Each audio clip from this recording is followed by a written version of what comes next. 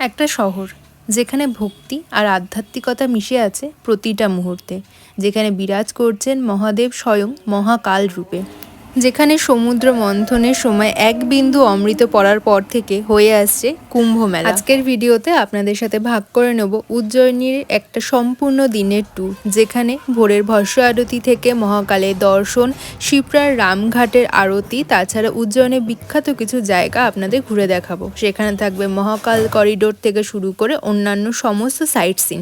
তাই দেরি না করে চলুন শুরু করা যাক আজকের ভিডিওটা। আমাদের আগের পর্বে দেখিয়েছিলাম আমরা কলকাতা থেকে আমেদাবাদ উইকলি এক্সপ্রেসে করে চলে এসেছিলাম উজ্জয়িনে।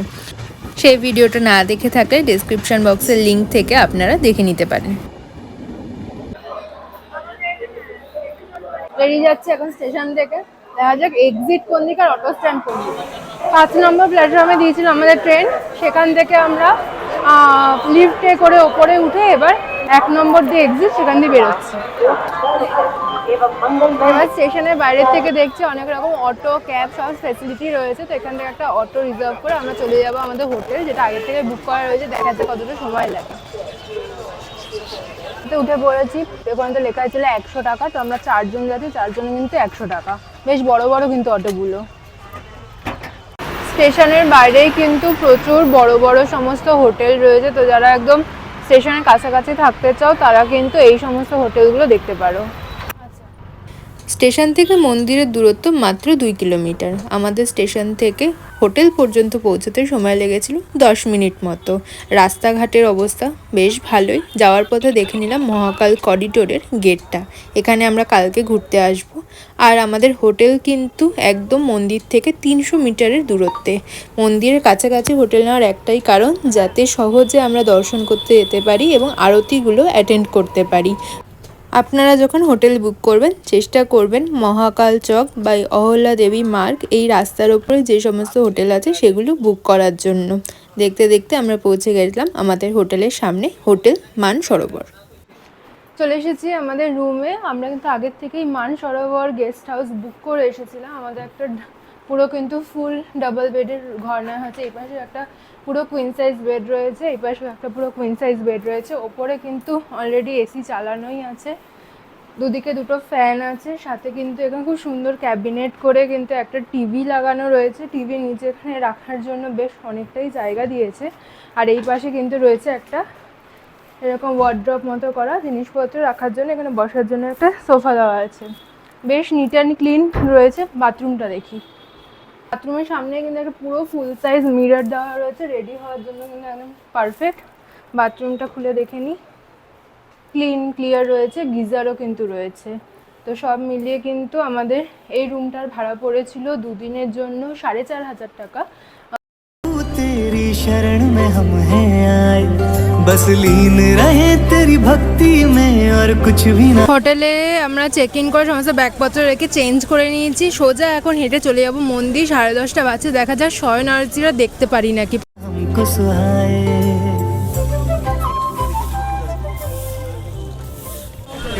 হর হর মহাদেব, মহাকালেশ্বর কি যায়। প্রথম দর্শন পেয়ে গেছি, এত মনটা খুশি হয়ে গেল। এতক্ষণে জার্নি করার পর এসে মন্দিরের চূড়াটা দেখেই একদম মন ভক্তিতে ভরে উঠেছে। এবার দেখা যাক ভিতরে ঢুকতে পারি নাকি।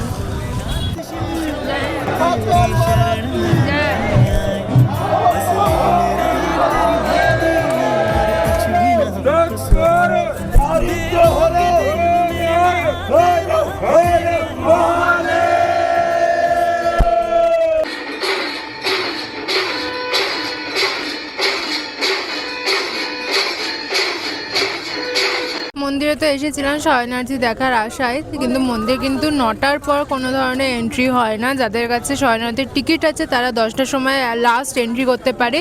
তাই আমরা বাইরের থেকেই সুন্দর করে আরতিটা দেখলাম, আপনাদের সাথে শেয়ার করলাম। আর হোটেল যাওয়ার পথে দেখলাম একটা খুব সুন্দর ফুচকা স্টল।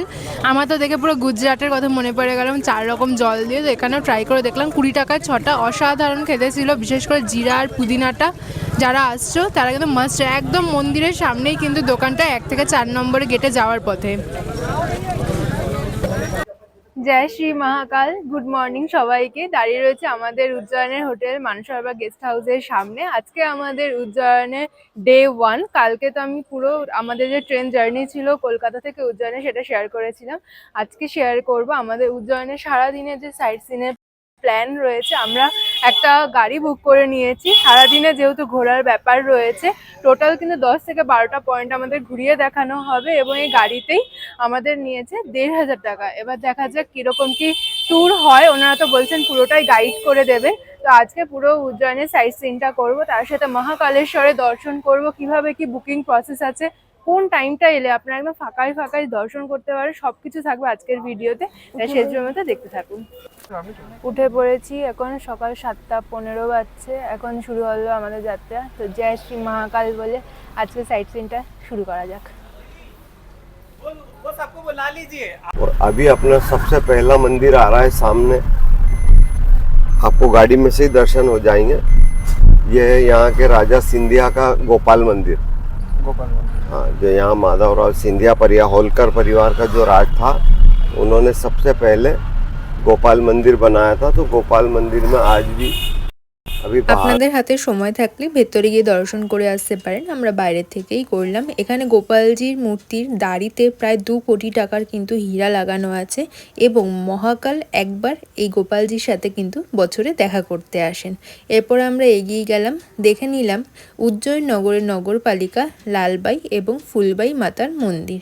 এরপরে আমরা যাব ডাইরেক্ট কালভৈরব মন্দিরে। প্রায় কাছাকাছি চলে এসেছি, চলুন আমাদের সাথে জার্নিটা এনজয় করতে থাকুন। और कण कण में प्रभु तुम ही तुम हो सम काशी विश्वनाथ में मणिकर्णिका घाट पे भस्म से होली खेली जाती है। वो कहते हैं होली खेले मसाने में। तो वहाँ उनके अघोरी इतने खुश हो गए प्रभु से कि प्रभु तो भस्म लगाते हैं। हाँ, ये भेरूगढ़ की सेंट्रल जेल है। यहाँ से काल भैरव का मार्ग जाता है और इसको सिद्धवट क्षेत्र भी बोलते हैं।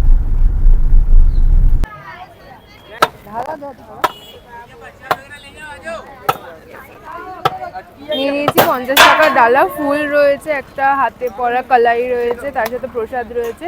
সব নিয়ে এবার জুতোটা খুলে চলো ভেতরে যাওয়া যাক। সকাল সকাল টিকা পরে নিয়েছি।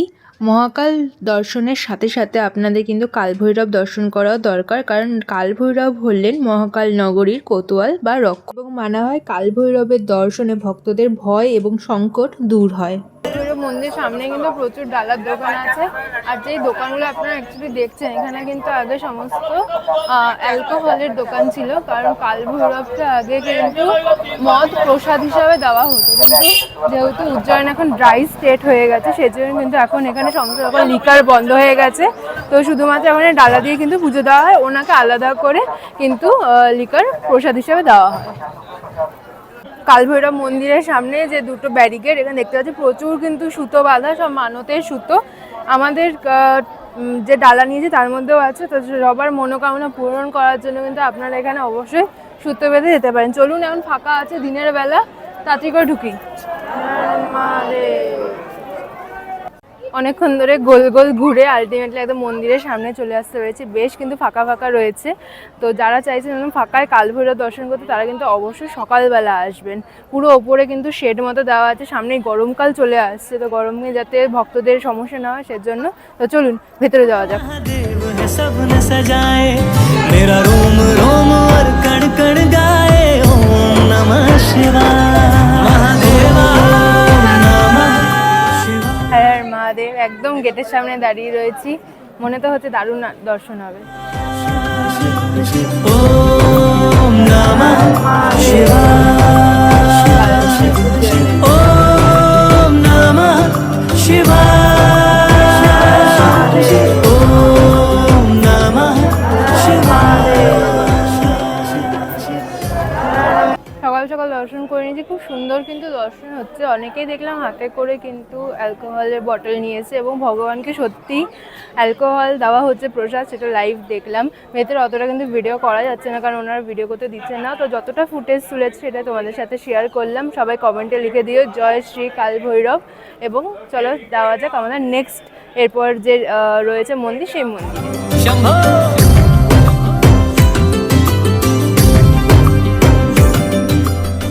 ঘড়িতে বাজছে 9:45। কালভৈরব মন্দিরে তো আমাদের হার্ডলি 10 মিনিট লেগেছিল দর্শন করতে।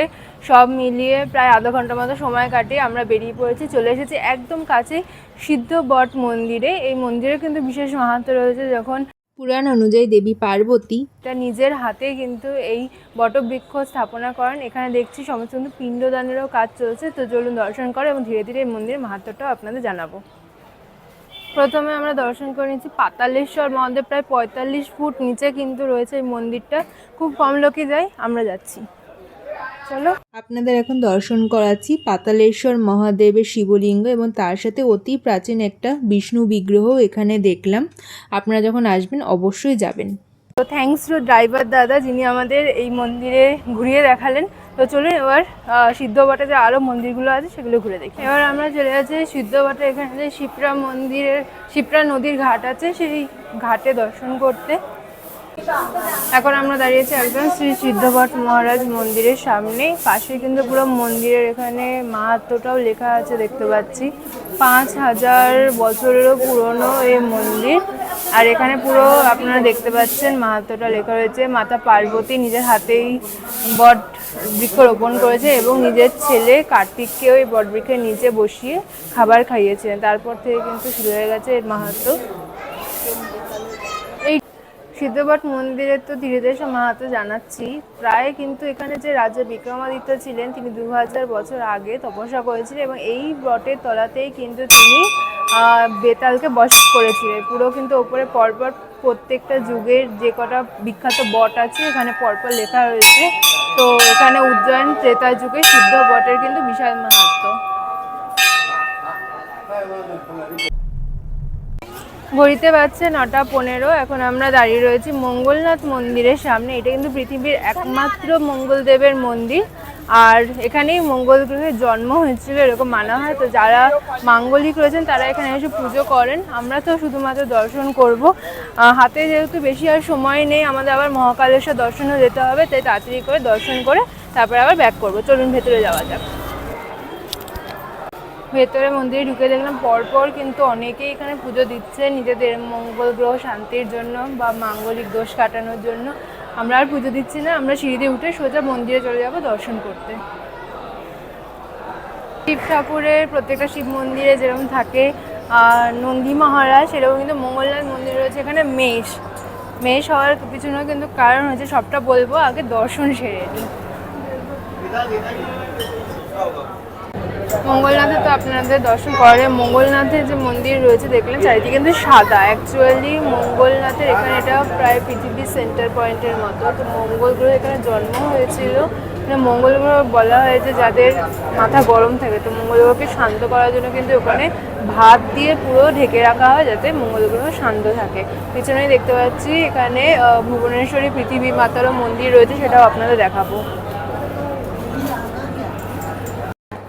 মঙ্গলনাথ মন্দিরে যারা যেরকম পুজো দিতে চান সেই হিসাবে কিন্তু এখানে রসিদ কাউন্টার রয়েছে। ওপরে পুরো পরপর কোন পুজোর কত টাকা লাগবে সেগুলো লেখা রয়েছে। তো অবশ্যই এখান থেকে আপনারা রসিদ কেটে সঠিক পণ্ডিতের সাথে গিয়ে পুজো দিতে পারেন। ওপরে লেখা আছে ভাত পূজন।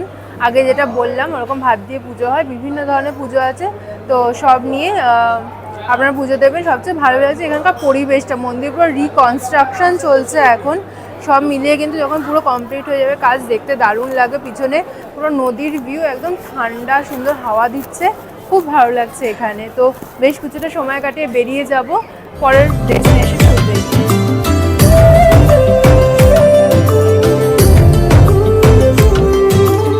এখন দাঁড়িয়ে রয়েছি শান্তিপনী আশ্রমের। ঘড়িতে বাজছে 10:05 বাকি। এই আশ্রমের কিন্তু বিশাল মাহাত্ম্য আছে। ভগবান শ্রীকৃষ্ণ এখানে 64 বিদ্যা শেখার জন্য এসেছিলেন এবং স্বয়ং মহাদেব কিন্তু এখানে ওনার সাথে দেখা করতে এসেছেন। চলুন মন্দিরটা ঘুরে দেখা এবং ধীরে ধীরে পুরো মাহাত্ম্যটা আপনাদের জানাবো। মন্দির কিন্তু সকাল 7টা দিয়ে রাত 8টা অবধি খোলা থাকে।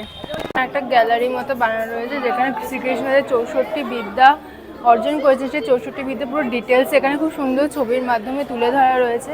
আর একটা দারুণ ব্যাপার হলো এইখানে আমরা সব জায়গায় ভগবান শ্রীকৃষ্ণকে দেখি বাঁশি হাতে, তাই তো, কিন্তু এখানে কিন্তু ভগবান শ্রীকৃষ্ণের যে মূর্তি সেটা হাতে পেন রয়েছে, উনি লিখছেন এরকম একটা মূর্তি। আর বেস্ট হচ্ছে যে মহাদেব দেখালাম তার সামনে কিন্তু নন্দী দাঁড়িয়ে আছে। যখন শ্রী মহাকাল শ্রীকৃষ্ণের সাথে দেখা করতে এসেছিলেন তখন ওই নন্দীকে বাইরে দাঁড় করিয়ে দিয়ে ভগবানের সাথে দেখা করেছিলেন। ওখানে লেখা আছে শ্রী হরিহর মিলন।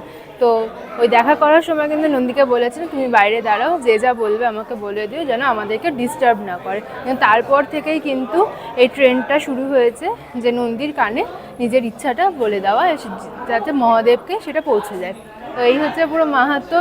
এখানে ঘুরে দেখছি ভীষণ সুন্দর কিন্তু বানানো রয়েছে, আপনারাও অবশ্যই আসবেন।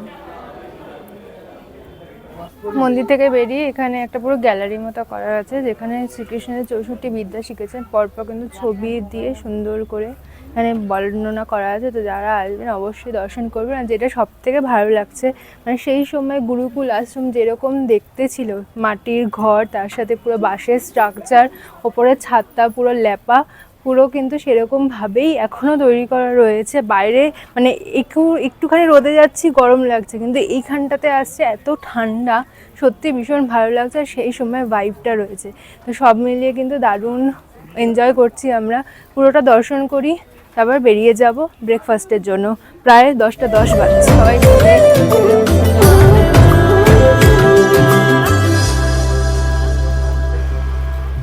সুন্দর কিন্তু জায়গাটা, মানে চারিদিকে পুরো বাগান, ছোট্ট ছোট্ট বাঁশ গাছ, উপরে মন্দিরটা দেখা যাচ্ছে। আর আজকে ওয়েদারটাও দারুণ। ভেবেছিলাম মনে হয় খুব গরম হবে, কিন্তু অতটাও কিন্তু গরম লাগছে না, বেশ ভালো সুন্দর ওয়েদার। আর অল্প একটু বাকি আছে, সেটা কমপ্লিট করি, তারপর এখানে যে কুণ্ডটা রয়েছে কুণ্ডটাও দেখাবো। তো 64 বিদ্যাটা দেখলামই, এরপর কিন্তু শুরু যাচ্ছে এখান থেকে গীতা উপদেশ, মানে 64 বিদ্যা অর্জনের পর যে গীতা উপদেশ, এখান থেকে পুরো সুন্দর করে কিন্তু মূর্তির মাধ্যমে দর্শন করা হয়েছে। তো এত বিদ্যার অহংকার হয়ে যাওয়ার পর কিন্তু গীতা জানাটা প্রয়োজন, যে ভগবান আসল কি মেসেজ দিতে চেয়েছেন। এখন আমি দাঁড়িয়ে আছি শান্তিপনী আশ্রমের ভেতরে যে গোমতী কুণ্ড, সেই কুণ্ডের সামনে। তো প্রত্যেক দিন যখন শান্তিপনী ঋষি যেতেন স্নান করতে, সেই সময়টুকুতে শিক্ষা অর্জন হতো না বলে শ্রীকৃষ্ণ এটা নোটিস করেছিলেন। তখন তিনি ভাবলেন যে ঠিক আছে, আমি তাহলে আশ্রমের মধ্যেই গোমতী নদীকে প্রকট করে দিচ্ছি। তখন তিনি নিজের হাতে কিন্তু এই কুণ্ডটা প্রকট করেছিলেন, এবং এখানে এই গোমতী নদীর জল রয়েছে। তারপর থেকে কিন্তু এখানে স্নান করা, পুজোর ইত্যাদি জল টল নেওয়া সব এখান থেকেই হতো। তো বিশাল মাহাত্ম্য কিন্তু রয়েছে শ্রীকৃষ্ণের হাতে তৈরি কুণ্ড উজ্জয়নে, অবশ্যই কিন্তু আপনারা দর্শন করবেন। सौंप दिया हर क्षण बस महादेव का नाम लिया ओ मेरे बाबा जी ने हर दुख हर लिया। এখানে এবার দর্শন করব। প্রথমে পেছনে রয়েছে শ্রীনাথজির একটি বিশাল বড় বিগ্রহ, এবং তারপর রয়েছে 64 বৈঠকের দর্শন। 64 এতক্ষণ তো আপনারা শান্তিপনী ঋষি এবং শ্রীকৃষ্ণের বিদ্যার ব্যাপারে জানছিলেন। 64 বৈঠকের ভেতরে আপনারা দর্শন করতে পারবেন মহাপ্রভু বল্লভাচার্যজি জায়গায় গেছিলেন, সবটাই কিন্তু পরপর ছবির মাধ্যমে তুলে ধরা রয়েছে, এবং ওপরে কিন্তু পুরো ডিটেলসে সবার সমস্ত কিছু লেখা রয়েছে। बिन मांगे भक्तों को सब है दिया। এখন আমরা চলে এসেছি ব্রেকফাস্ট করতে। ব্রেকফাস্টের টাইম যদিও পেরিয়ে গেছে, প্রায় 11:30 বাজতে চললো। যাই হোক, দর্শন করতে করতে একটু লেট হয়ে গেল। এবার আমরা করে নেবো আমাদের ব্রেকফাস্ট। প্রথমে ব্রেকফাস্টে রয়েছে কিন্তু ইন্দোরের যেটা স্পেশাল বা মধ্যপ্রদেশের স্পেশাল পোহা, একদম গরম গরম কিন্তু পোহা রয়েছে। পোহার সাথে একটা খুব সুন্দর চাটনি দিয়েছে এখানে। তো পোহাটা আগে ট্রাই করি, বেশ অন্যরকম খেতে, মিষ্টি মিষ্টি ঝাল ঝাল, ভালোই লাগছে। ফার্স্টে আবার নিয়ে নিয়েছি ধোকলা, কাল রাতে খেয়ে খুব ভালো লেগেছিলো, তাই আবার ট্রাই করছি, ভালো খেতে। ব্রেকফাস্টের মধ্যে ফাইনালি নিয়ে নিয়েছি এখানে আলু পরোটা রয়েছে, তার সাথে একটা এখানে ছোলার তরকারি রয়েছে, এটা রয়েছে 80 টাকা। এর আগে ধোকলাটা খেলাম সেটা 30 টাকা ছিল, আর পোহাটাও 30 টাকা। তো সব মিলিয়ে কিন্তু বেশ বাজেট ফ্রেন্ডলি রয়েছে দামগুলো। তো এই আলু পরোটাটা ট্রাই করে দেখি, ভালো। কসুরি মেথি দেওয়া রয়েছে, তার সাথে এরা একটা স্পেশাল টাইপের লঙ্কা দিচ্ছে, লঙ্কাগুলোর মধ্যে নুন মাখানো আর মানে ভিনিগারে চোবানো ছিল, বেশ অন্যরকম, ভালো। এরপর নিয়ে নিয়েছি এখানে পাও ভাজি। পাও ভাজিটা 90 রুপিস নিয়েছে, দুটো এখানে পাও দিয়েছে পুরো সেকে, আর তার সাথে কিন্তু যে ভাজিটা দিয়েছে সেটা কিন্তু দেখতে হেভি টেম্পটিং, মানে কালারটাই এত সুন্দর। ট্রাই করে দেখি, ভালো। আমাকে সব থেকে এখন অবধি ভালো লেগেছে পোহাটাই বেস্ট। এতগুলো যে খেলাম তার মধ্যে পোহাটা বেস্ট। খাওয়া দাওয়া আমাদের কমপ্লিট হয়ে গেছে, বিলটাও দিয়ে দিয়েছি। তো আমরা এখন রয়েছি সাবারিয়া রেস্টুরেন্টে, যেখানে আমরা ব্রেকফাস্ট করলাম। প্রত্যেকটা আইটেমেরই কিন্তু টেস্ট ভালো ছিল, একদম ফ্রেশ রেডি করে ওনারা দিচ্ছেন। তো যারা চাইছেন ব্রেকফাস্ট করতে তারা কিন্তু অবশ্যই আসতে পারেন। প্রচুর ভ্যারাইটিস কিন্তু রয়েছে, ইডলি ধোসা থেকে শুরু করে অনেক ভ্যারাইটির কিন্তু দেখলাম পরোটা পাওয়া যাচ্ছে এবং অনেক ধরনের ধোসাও পাওয়া যাচ্ছে। আমরা তো মোটামুটি 4টে আইটেম ট্রাই করলাম, সবকটাই বেশ ভালো ছিল। এবার আমরা এগিয়ে যাবো, ঘড়িতে ডট 11টা বাজছে, যাবো এবার গড় কালিকা মন্দির। দাঁড়িয়ে রয়েছে এখন গড় কালিকা মন্দিরের সামনে। এটি তো একটা শক্তিপীঠ, তাই এখান থেকে একটা পুজো কিনে নিয়েছি। ডালা 100 টাকা নিয়েছে, পুরো কিন্তু চুড়ি দিয়ে পুরো শৃঙ্গার দিয়ে রয়েছে। এখন ঘড়িতে 11টা 10। মন্দিরের সামনে এই সমস্ত ডালার দোকান, এখানে জুতো খুলে যাও মন্দিরের ভেতরে দর্শন করতে। খুব একটা কিন্তু ভিড় নেই, চৈত্র নবরাত্রি চলছে, তাই তাড়াতাড়ি দর্শন করে আসি।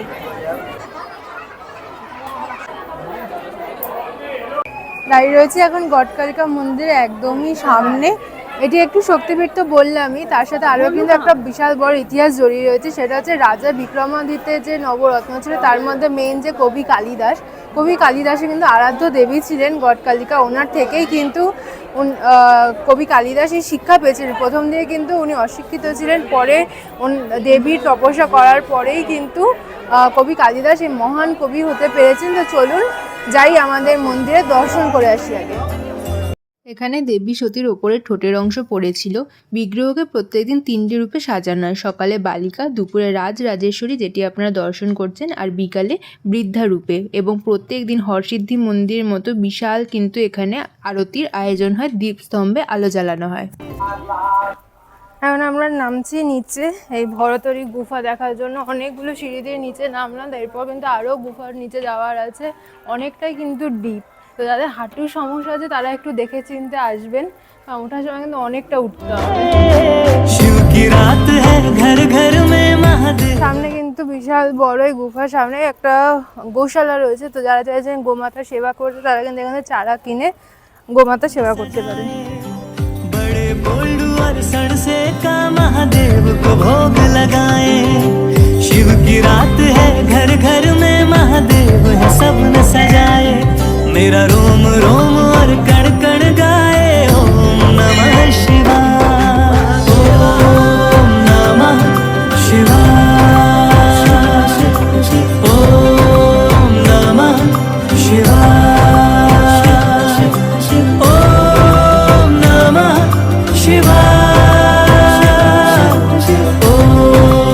नमः शिवाय।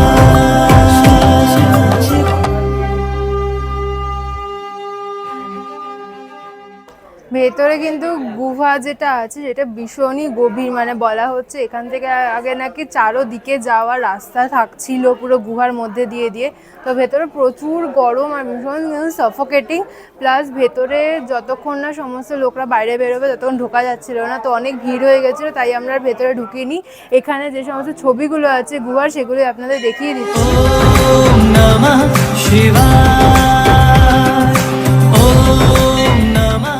আমরা এখন দাঁড়িয়ে রয়েছি ভরতরি গুফা। এটা হচ্ছে রাজা বিক্রমাদিত্যর দাদা ছিলেন রাজা ভরতরি, যিনি এখানে তপস্যা করেছেন দীর্ঘদিন এবং সেখানেই বৈরাগ্য লাভ করেছিলেন এবং রাজা বিক্রমাদিত্যকে পুরো উজ্জয়িনের রাজা বানিয়ে দিয়েছিলেন। এখানে কিন্তু প্রথমে গোরখনাথ যে ছিলেন তিনি তপস্যা করেছিলেন এবং বর্তমানে যে যোগী আদিত্যনাথ ইউপির মুখ্যমন্ত্রী উনিও কিন্তু এই সম্প্রদায়টি নাথ সম্প্রদায়। बस लीन रहे तेरी भक्ति में और कुछ भी ना हमको सुहाए। देवों के देव मेरे नाथ সম্প্রদায় নবনাথ পরপর কিন্তু এখানে বিগ্রহ রয়েছে। প্রথমে আদিনাথ মানে মহাদেব শিব এবং তারপরে শুরু হয়েছে कुछ भी ना हमको सुहाए। देवों के देव मेरे महादेव हम तेरा ही ध्यान। গুফার ভেতরে এত গরম কিন্তু মন্দির এখানটা এত ঠান্ডা, ভীষণ ভালো লাগছে। इस रोम रोम और कण कण में प्रभु तुम हो समाए, तुम हो समाए। शिव की रात है, घर घर में महादेव है, सब न सजाए। बड़े बोल्ड और सड़से का महादेव को भोग लगाए। शिव की रात है। রাস্তার ভেতরে যাওয়ার সিঁড়িটা পাশাপাশি কিন্তু প্রচুর দোকান আছে, যেখানে প্রচুর মূর্তি, হাতের ব্যাঙ্গেলস, অনেক কিছু বিক্রি হচ্ছে। নিজেদের বাড়ির সদস্যদের জন্য কিন্তু অবশ্যই আপনারা এখান থেকে কিনে নিয়ে যেতে পারেন। और ये है चक्र तीर्थ शमशान, जहाँ से भस्म जाती है महाकाल के नहाने की। ये है वो चक्र तीर्थ शमशान, यहाँ से महाकाल की भस्म जाती है। ये आ गई शिप्रा और हमारे लेफ्ट साइड है रामघाट। वो रामघाट उधर दिख रहा है, वहाँ पूजा होती है, रात को आरती होती है। ये कार्तिक मेला ग्राउंड है, और रामघाट अभी नया ब्रिज बन रहा है। ये कार्तिक मेला ग्राउंड है, जहाँ मेला लगता है कार्तिक माह का पूरे महीने का, और कुंभ का मेला भी इधर ही लगता है। कुंभ को मेला इधर ही लगता है? पूरा कुंभ का मेला इधर ही 20 किलोमीटर के एरिया में लगता है। सपने सजाए मेरा रोम रोम और कण कण गाए ओम नमः शिवाय महादेवा। এবার আমরা রয়েছি উজ্জয়নে one of the most important মন্দির, সেটা হচ্ছে ভুকি মাতার মন্দির। রাজা বিক্রমাদিত্য নিজে কিন্তু এই দেবী প্রতিষ্ঠা করেছিলেন। যেমন বলা হয় কাল ভৈরব হচ্ছে মহাকালের জন্ম, সমস্ত যত পুরুষগণ রয়েছে অঘরীভূত তাদের কন্ট্রোল করে, সেরকম মাতা ভুকি হচ্ছে ওনার যে মহিলাগণ রয়েছে তাদেরকে কন্ট্রোল করার জন্য উজ্জয়নে রয়েছে। তো খুব সুন্দর ফাঁকা ফাঁকা দর্শন করলাম। এটা কিন্তু আপনারা অবশ্যই মিস করবেন না উজ্জয়নে যখন আসবেন সাইট সিন করতে। আমরাও এখানে খুব সুন্দর দর্শন করে এবার চলুন এগিয়ে चल रहे हैं हम चिंतामण गणेश। नमः शिवाय। এখন দাঁড়িয়ে রয়েছি চিন্তামন গণেশ মন্দিরের সামনে। উজ্জয়নের কিন্তু এটাও একটা one of the most important temple. সমস্ত মনের চিন্তাকে দূর করে মনকে যিনি স্থির করেন তিনি চিন্তামন গণেশ। ঘড়িতে বাজছে এখন প্রায় 12:35 মতো। এখানে দর্শন করব, তারপর আরও একটা মন্দির আছে, তারপরে কিন্তু সোজা চলে যাব আমরা মহাকালেশ্বর দর্শনের জন্য। যে চিন্তামন গণেশের দর্শন করি, বাইরে কিন্তু প্রচুর দোকান রয়েছে, যেখানে সমস্ত লাড্ডু, মোদক, ফুলের ডালা, ফুলের মালা সমস্ত কিছু বিক্রি হচ্ছে। এইখানেই কিন্তু মহাকালেশ্বরের যে লাড্ডুটা আপনার প্রসাদ হিসাবে কিনতে পান, এখানে কিন্তু রয়েছে তার ফ্যাক্টরি, এখান থেকে লাড্ডু তৈরি হয়ে যায়। তো ডালি কিন্তু রেডি করে নিয়ে চলে এসেছে। এই ডালিটার ভিতরে একটু দাম বেশি বলছিল, বাইরে রাস্তার ওপরে দোকান দিয়ে কিনে আনলো পুরো 150 টাকাতে। খুব সুন্দর কিন্তু ডালি बस लीन रहे तेरी भक्ति में और कुछ भी ना हमको सुहाए। চিন্তামন গণেশ থেকে পুজো দিয়ে বেরোনো, খুব সুন্দর দর্শন হয়েছে, প্লাস পুজো হয়েছে। একটু ভিড় ছিল কিন্তু তবুও লাইন দিয়ে দাঁড়িয়ে খুব সুন্দরভাবে পুরোহিত পুজো দিয়ে দিয়েছে।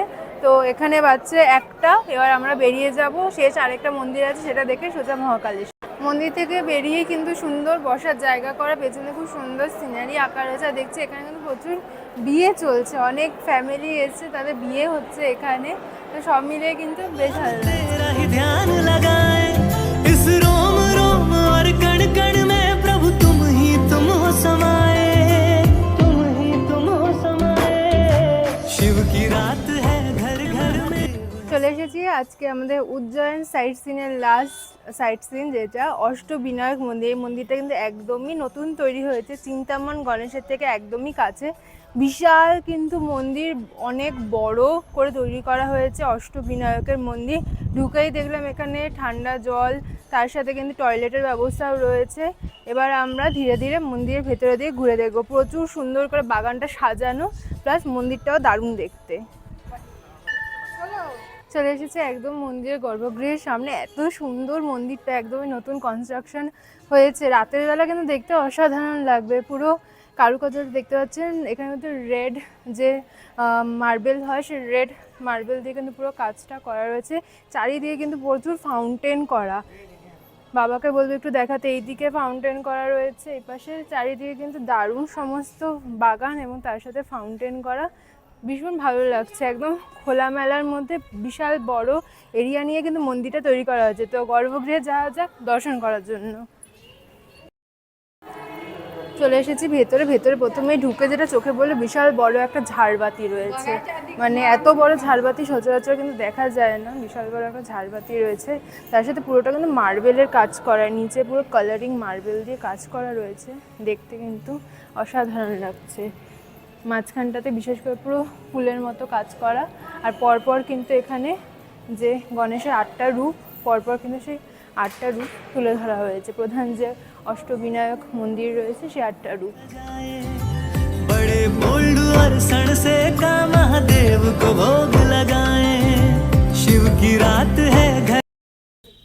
আজকে আমরা যে উজ্জয়নে পুরো সাইট সিনটা করলাম, আমাদের সাথে ছিলেন এই ড্রাইভার দাদা, খুব সুন্দর আমাদের ঘুরিয়েছে, পুরো গাইড করে দিয়েছে, ভীষণ ভালো লাগছে। তো আপনার নাম? नरेंद्र शर्मा, पंडित नरेंद्र शर्मा। आपका फ़ोन नंबर बता दीजिए। 7879320195। তো যারা উজ্জয়নে আসবেন, সাইট সিন করতে চাইছেন, ওনার গাড়ি রয়েছে, খুব সুন্দর করে ঘুরিয়ে দেবে। অবশ্যই কন্ট্যাক্ট করবেন, দাদার ব্যবহার ভীষণ ভালো, তো অবশ্যই আপনারা কন্ট্যাক্ট করতে পারেন। घर घर में महादेव ने सबने सजाए मेरा रोम रोम और कण कण गाए ओम नमः शिवाय महादेवा। এই পাশে হচ্ছে মহাকালের ভক্ত নিবাস। যারা একদম মন্দিরের পাশে থাকতে চাইছে তারা এখানে দেখতে পারো। এই যে এটা হচ্ছে মন্দিরের মেন গেট, আর এই মেন গেটের একদম পাশেই হচ্ছে ভক্ত নিবাস। কিন্তু এখানে কিন্তু বুকিং করার জন্য ফোন করে বুকিং করতে হয়, বেশিরভাগ টাইমে ফোন তোলে না, তো বুকিং করা একটু চাপের ব্যাপার আছে। আর এই পাশে পুরো হয়েছে করিডোর। দাঁড়িয়ে রয়েছে একদম মহাকাল মন্দিরের ভেতরে। আমার পেছনে আপনারা দেখতে পাচ্ছেন মহাকাল মন্দিরের চূড়া। এখানে কিন্তু ভেতরে জুতো রাখা একটা ফ্রি স্ট্যান্ড আছে, বা আপনারা যে দোকান দিয়ে ডালা কিনবেন সেই ডালার দোকানেও কিন্তু জুতো রাখতে পারেন। আমরা ডালার দোকানে জুতো রেখে দিয়েছি, 100 টাকার ডালা নিয়েছি। তো দেখা যাক, এখন মন্দির বেশ একটু ফাঁকা ফাঁকাই আছে, কিছু ছবি ভিডিও তুলবো, কারণ ভেতরে তো অ্যালাউড না, বাইরে দিয়ে যতটা আপনাদের দেখানো যায়। ভারতের দ্বাদশ জ্যোতির্লিঙ্গর অন্যতম হল মহাকালেশ্বর জ্যোতির্লিঙ্গ, এবং এটি পৃথিবীর একমাত্র দক্ষিণমুখী জ্যোতির্লিঙ্গ। রাজা চন্দ্রসেনকে দূষণ নামক রাক্ষস থেকে রক্ষা করার জন্য স্বয়ম্ভু রূপে তিনি প্রকট হন, এবং তারপরে মহাকাল রূপে এখানে বিরাজিত হন। মহাকাল অর্থাৎ মৃত্যু এবং সময়ের দেবতা তিনি। আপনারা তাড়াতাড়ি দর্শন করতে চাইলে শীঘ্র দর্শনের টিকিট কেটে দর্শন করতে পারেন, 250 টাকা পার হেড। মন্দিরের বাইরে বিভিন্ন কাউন্টার রয়েছে, অথবা অনলাইনেও টিকিট কাটতে পারেন। এখন আপনাদের মহাকালের যে রূপ সেই দর্শনটা করালাম। এরপর আপনাদের জানাই মহাকালেশ্বর বিখ্যাত ভস্য আরতি আপনারা কী করে দর্শন করবেন। আপনারা তৎকাল টিকিট কাটতে পারেন, যেটা একদিন আগে খোলে সকাল 8টায়। 9 তারিখের জন্য 8 তারিখ সকাল 8টায় খুলবে, আর রেগুলার বুকিং 1 মাস আগে ওপেন হয়। অনলাইনে আপনারা বুকিং করতে পারেন, বা আপনারা যদি ওখানে গিয়ে বুকিং করতে চান তাহলে আগের দিন রাত 12টা থেকে কিন্তু লাইন দিতে হয়, ফর্ম ফিল আপ করে তারপরে আপনারা দর্শন করতে পারবেন। সবচেয়ে বেস্ট হয় অনলাইনে বুকিং করে তারপর যাওয়া। মহাকালেশ্বরে দর্শন করে বেরিয়ে এসেছি, ভীষণ ভালো দর্শন হয়েছে। একদম 10 মিনিট সময় লেগেছে, বেশি কিন্তু ভিড় ছিল না। আমরা ঢুকেছি তখন বাজছিল ঘড়িতে 3টে, প্রায় 10 থেকে 15 মিনিটের মধ্যে দর্শন হয়েছে, এবং ভেতরে বেশ অনেকক্ষণই কিন্তু দাঁড়িয়ে থাকতে পেরেছিলাম। জেনারেল লাইন দিয়েছি, কোনো রকম শীঘ্র দর্শন বুকিং করিনি। সেখানেই আমরা কিন্তু একদম অনেকটা কাছ থেকে অনেকক্ষণ ধরে মহাকালে দর্শন করেছি। আর এখন এই বিকেলবেলার টাইমে ঘড়িতে বাজছে প্রায় 4টে, বিকেলবেলার টাইমে পুরো মহাকাল করিডোর ঘুরে দেখছি, ভীষণ ভালো লাগছে। এরপর লাইট জ্বলে উঠবে, সেই সিনটা আপনাদের সাথে শেয়ার করব, আশা করবো আপনাদের ভালো লাগছে। এখন আমরা অন্য ক্ষেত্রতে যাচ্ছি প্রসাদ পাওয়ার জন্য, কারণ আজকে দুপুরে লাঞ্চ করা হয়নি, তো ওখানে গিয়ে ফ্রি কুপনের মাধ্যমে কিন্তু আমরা প্রসাদ পেয়েছি। বিকেলবেলায় খুব সুন্দর হাওয়া দিচ্ছে, দাঁড়িয়ে রয়েছে একদম শিপ্রা নদীর পাশে যে ঘাট, সেখানে দেখতেই পাচ্ছেন আপনারা। এরপর তো রাত হয়ে যাবে, নদীর বিশেষ বোঝা যাবে না, তাই এখনই আপনাদের দেখিয়ে দিচ্ছি। ওদিকে সূর্য অস্ত যাচ্ছে, তার সঙ্গে এরকম সুন্দর হাওয়া, দারুণ লাগছে। ओम नमः शिवाय। আমরা সেই গেট নাম্বার, যেখানে একদম মেন গেট, সেখান থেকে হাঁটা শুরু করেছিলাম। ত্রিবেণী গেট যাব, অন্য ক্ষেত্রতে খাবো বলে হেঁটে যাচ্ছি, করিডোর শেষ হচ্ছে না। যাকে জিজ্ঞেস হচ্ছে সে বলছে সোজা, এখনও জানি না কত সোজা, 10 মিনিট ধরে হাঁটছি।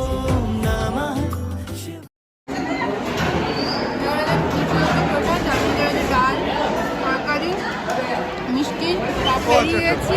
অন্য ক্ষেত্র থেকে ফ্রি এর যে প্রসাদ পাওয়া যায়, সে প্রসাদ গ্রহণ করে ভেতরে ছিল রুটি, ছিল অন্ন, ছিল ডাল, একটা তরকারি আর মিষ্টি। যতবার ইচ্ছা আপনারা চাইলে নিতে পারেন। আর 4:30 অবধি কিন্তু এন্ট্রি, 4:30 পর এন্ট্রি বন্ধ থাকে, এবং 5টা থেকে 6টা পর্যন্ত পুরো জায়গাটা ক্লিনিং হয়।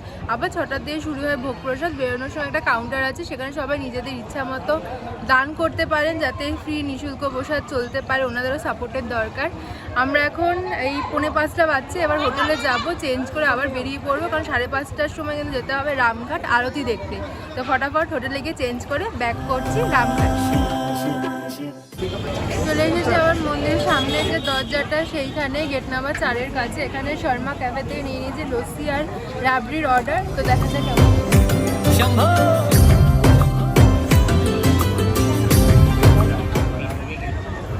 দারুণ খেতে, অসাধারণ খেতে, কেশরের ফ্লেভার, হালকা হালকা মিষ্টি, দারুণ খেতে। এবার এই লস্যিটা, এটার উপরে কিন্তু কেশর পেস্তা সব দেওয়া আছে।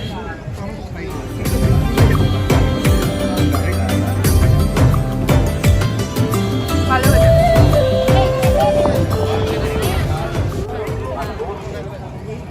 মহাকালের দুটো চেন লকেট পেয়েছি, তো কিনে নিয়েছি। 50 টাকা করে পিস। একদম এই মহাকাল গেটের সামনেই কিন্তু রয়েছে, এই সিংহের সামনে। মহাকাল মন্দিরের 4 নম্বর গেটের সামনেই রয়েছে বড়া গণেশজির মন্দির। মন্দির চত্বরে আপনারা যখন আসবেন অবশ্যই কিন্তু দর্শন করে যাবেন। গণেশজি যেহেতু ঋদ্ধি সিদ্ধির দেবতা, সুতরাং ওনাকে পুজো করাও কিন্তু খুবই শুভ মনে করা হয়। এই মন্দিরের ভেতরে কিন্তু আরও অনেক দর্শনীয় রয়েছে, যেমন এখানে দেখলাম মাতা যশোদার সাথে গোপালজির একটা বিগ্রহ রয়েছে। তাছাড়া নবগ্রহের দর্শনও কিন্তু এখানে হবে।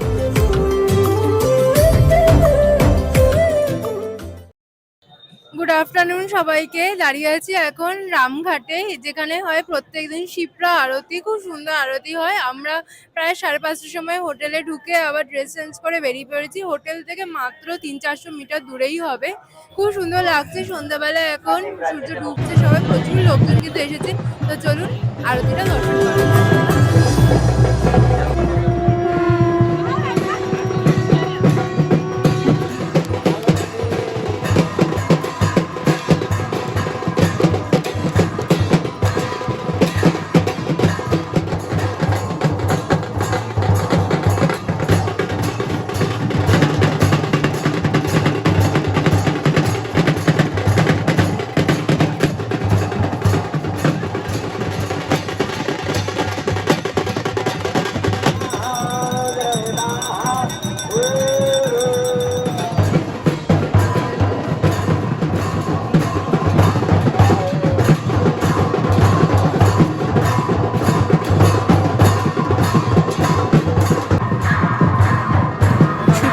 আরতি দেখার পর আমরা তাড়াতাড়ি চলে এলাম হরসিদ্ধি মাতা মন্দিরে। এখানে কিন্তু একটা অভূতপূর্ব সন্ধ্যা আরতি হয়, আপনাদের সাথে এখন সেটাই ভাগ করে নিচ্ছি। মন্দিরের সামনে রয়েছে দুটি বিশাল বড় দীপস্তম্ভ, যেখানে প্রত্যেক দিন কিন্তু সেই হাজার হাজার দীপ প্রজ্বলন করা হয় এবং তার সাথে হয় মায়ের আরতি। হরসিদ্ধি মাতার মন্দির একটি শক্তিপীঠ। এখানে মায়ের কুনুইয়ের অংশ পড়েছিল। রাজা বিক্রমাদিত্যের আরাধ্যা দেবী ছিলেন মাতা হরসিদ্ধি। এখানে কিন্তু বিশাল মাহাত্ম্য রয়েছে। চলুন আপনাদের সাথে আরতিটা ভাগ করে নিই এবং তার সাথে এখানকার মাহাত্ম্যও জানাবো। স্কন্দ পুরাণ অনুযায়ী দেবী চণ্ডী কৈলাস পর্বতে মহাদেবকে রক্ষা করার জন্য যখন চণ্ড এবং প্রচণ্ডকে শেষ করেন, তখন তার নাম হয় হরসিদ্ধি। রাজা বিক্রমাদিত্যের কুলদেবী ছিলেন মাতা হরসিদ্ধি এবং পুরাণ অনুযায়ী রাজা বিক্রমাদিত্য 11 বার নিজের মাথা কেটে মাতাকে অর্পণ করেছিলেন, কিন্তু প্রত্যেকবারই তিনি আবার জীবিত হয়ে ফিরে আসেন। এত এক গুরুত্বপূর্ণ জায়গায় এসে সত্যি ভালো লাগছিল। জয় শ্রী মহাকাল। সবাইকে জানাই মহাকাল করিডোর থেকে শুভেচ্ছা, কারণ আমরা এখন চলে এসেছি মহাকাল করিডোরের সামনে। এখন বাজছে সন্ধে 8:10। এখন কিন্তু লাইট অ্যান্ড সাউন্ড শো আমরা দেখতে যাব। ওই জন্য টোটো করে একদম হরসিদ্ধি মাতা মন্দির থেকে চলে এসেছি মহাকাল লোক করিডোরের যে গেট, সেখানে গেট নাম্বার 1। এখান থেকে এবার আমরা ঢুকবো ভেতরে এবং পুরোটা আপনাদের ঘুরিয়ে দেখাবো। এখানে কিন্তু ঢোকার মুখেই রয়েছে দেখলাম পানীয় জলের ব্যবস্থা রয়েছে, এছাড়া লাড্ডু কিনতে পাওয়া যাচ্ছে। তো চলুন তাড়াতাড়ি যাওয়া যাক, লাইট অ্যান্ড সাউন্ড শোটা দেখতে হবে। পুরো মহাকাল লোক করিডোর জুড়ে কিন্তু শিব পুরাণ সম্বন্ধিত বিভিন্ন গল্পকে বিশাল বড় মূর্তির মাধ্যমে তুলে ধরা রয়েছে। আমার পেছনে এখন সমুদ্র মন্থনের বিশাল বড় একটা মূর্তি রয়েছে। সকালবেলা তো আপনাদের দেখিয়েছিলাম, কিন্তু রাতের বেলায় অভূতপূর্ব লাগছে। প্রধানমন্ত্রীর হাত ধরে এই যে উদ্যোগ, আমি সত্যি খুবই খুশি এই উদ্যোগের জন্য। এত সুন্দর এখানকার চেহারা পুরো বদল হয়ে গেছে, দারুণ লাগছে ঘুরতে। এত সুন্দর লাইটিং, তার সাথে মূর্তিগুলো লাইটিংয়ের সাথে কিন্তু আরো ভালো লাগছে। দিনের বেলা তো ভালো লাগছিল, রাতের বেলা আরো ভালো লাগছে। তো যারা আসবেন অবশ্যই বিকেলবেলা আসবেন। পরপর চলুন আপনাদের এই করিডোরে কয়েকটা এরকম উপস্থাপনা তুলে দেখাই। অনেক কিন্তু রয়েছে, মানে হেঁটে ঘুরতে প্রচুর সময় লাগবে, তাই হাতে সময় নিয়ে আসবেন।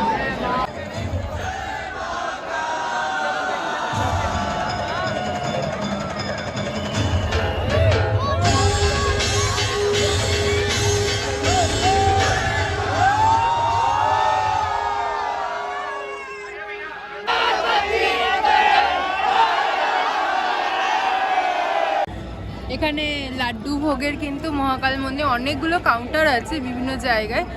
100 গ্রামের দাম 50 টাকা, 200 গ্রামের দাম 100 টাকা, এরকম পরপর রয়েছে। তো যারা চাইছেন মহাকালের কোনো প্রসাদ বাড়ি নিয়ে যেতে সাথে করে, তারা কিন্তু এই লাড্ডু কিনে নিয়ে যেতে পারে। शिव की रात है घर घर में महादेव। প্রত্যেকদিন সন্ধ্যে 9টার থেকেও কিন্তু আরও একটা এখানে পুরো মাঝখানে লাইট অ্যান্ড সাউন্ড শো হয়, সেটা এখন দেখছি।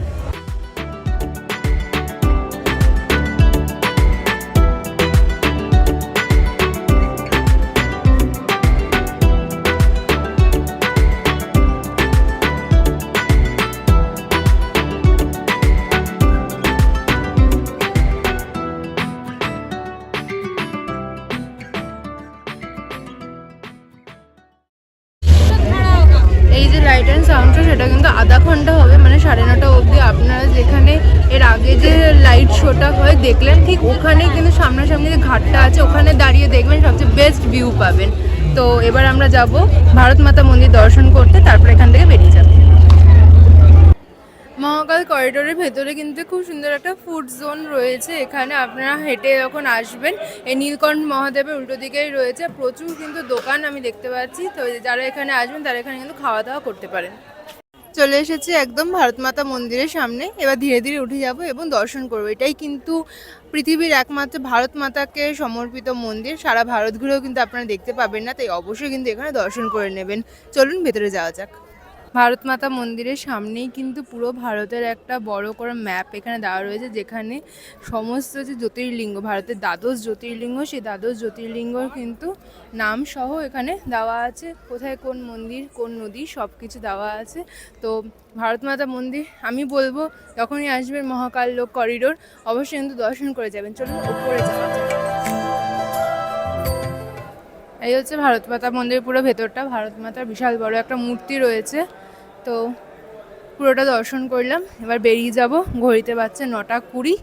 এরপর কিন্তু বন্ধ হয়ে যাবে এবং শুরু হবে শয়নারতির জন্য লাইন। এর আগেই বলেছিলাম শয়নারতি টিকিট আপনারা কেটে দেখতে পারেন, তার জন্য কিন্তু আপনাদের 10টার মধ্যে মন্দিরে পৌঁছাতে হবে।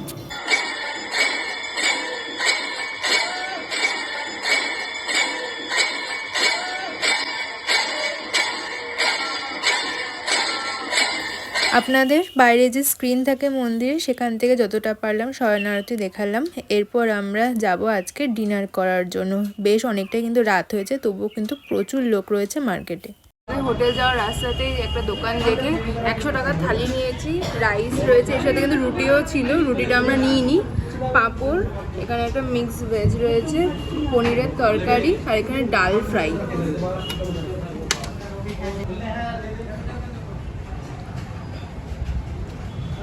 ডালটা মোটামুটি খেতে, পনিরটা ট্রাই করি।